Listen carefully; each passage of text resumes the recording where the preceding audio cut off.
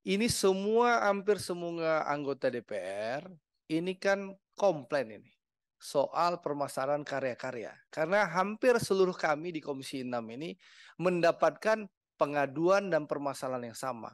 Ya ini apa? Keterlambatan pembayaran vendor. Mereka sudah kerja bertahun-tahun, ya. Ini harus jadi catatan penting. Berarti Pak Rosan sekarang yang pegang. Ini bagaimana karya-karya ini benar-benar dibenahi Pak Menteri. Keuangannya. Jangan sampai ini banyak PM-PM itu kayak raja-raja kecil dan GM-GM itu.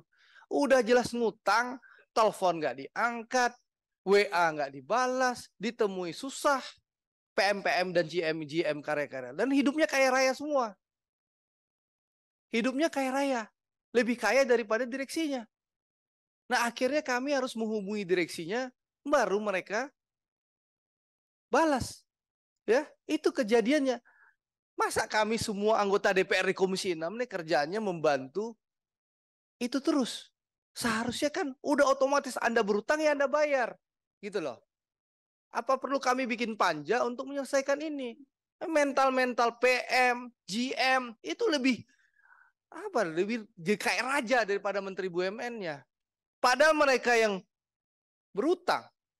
Ini yang perlu dibenahi. Jadi bukan hanya pergantian direksi Pak Rosan dan Pak Menteri, tapi ini Pak Teddy ini jarang-jarang kita lihat rapat ini Deputi SDM. Ini permasalahan juga ada di GM, Kepala Divisi dan PM. Terutama PM-PM ini bisa lari dari tanggung jawab. Ya, lari dari tanggung jawab. Dihubungi nggak bisa, disurat nggak bisa, didatangi juga nggak mau terima orang. Kan penzoliman luar biasa. Jadi akhlak itu bukan hanya di direksi, tapi ke PM-PM itu. Nah ini penting ini. Jangan sampai kita mengalami hal-hal seperti ini terus Pak Menteri. Kasihan masyarakat. Sudah mereka berbakti membantu BUMN membangun bangsa. Tapi setelah itu setahun nggak dibayar, 2 tahun nggak dibayar, 3 tahun nggak dibayar, 4 tahun nggak bayar, 5 tahun bisa nggak dibayar. Contoh Adi Persada Gedung. Itu. Dia telepon dirutnya.